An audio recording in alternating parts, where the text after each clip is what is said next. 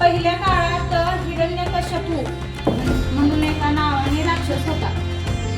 त्याला काय वाटायचं, मी सगळ्यात मोठा, सगळ्या देवांपेक्षा मीच मोठा आहे आणि माझीच पूजा सगळ्यांनी करायला पाहिजे असं त्याला वाटायचं.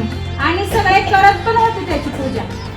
पण त्याचा स्वतःचा मुलगा प्रल्हाद, भक्त प्रल्हाद, माहितीये का, ऐकून तर आहे का? भक्त प्रल्हाद तोच त्याची पूजा करत होता. तो स्वतःचा मुलगा होता त्याच्यासाठी तो काय त्याच्यावर खूप चिडायचा की बाबा हा माझा स्वतःचा मुलगा असून माझी पूजा करत नाही.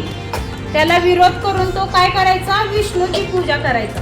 विष्णू म्हणजे श्रीकृष्ण, त्याची पूजा करायचा. मग त्याने विविध प्रकारे म्हणजे विष पाजून, कडेलोट म्हणजे पर्वतावरनं त्याला खाली ढकलून, परत ह्याच्यात खंबात घालून असं मारण्याचा खूप वेळा प्रयत्न केला.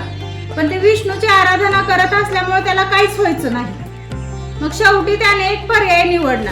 त्याची बहीण होलिका म्हणजे आता होलिका म्हणते, त्याच्या बहिणीला काय होतं की एक वस्त्र प्राप्त होतं, म्हणजे ओढणी, आपली ओढणी आपण घेतो की नाही, ती ओढणी घालून जर ती अशी जाळत बसली ना, आगीत बसली तरी आग तिला काही करू शकत नव्हती. मग ते काय केलं त्या हिरण्यकशिपूने, त्या होलिकाला काय सांगितलं की ह्याला घेऊन तू आगीत बस, चितेवर बस. आपण चिता कशी लाकडं रचतो की नाही, त्याच्यावर बस म्हणून सांगितलं. मग तिनं काय केलं, त्या प्रल्हादला घेऊन काय केलं, ते ह्याच्यावर लाकडावर बसली आणि खालून काय केलं, ते जाळ लावला.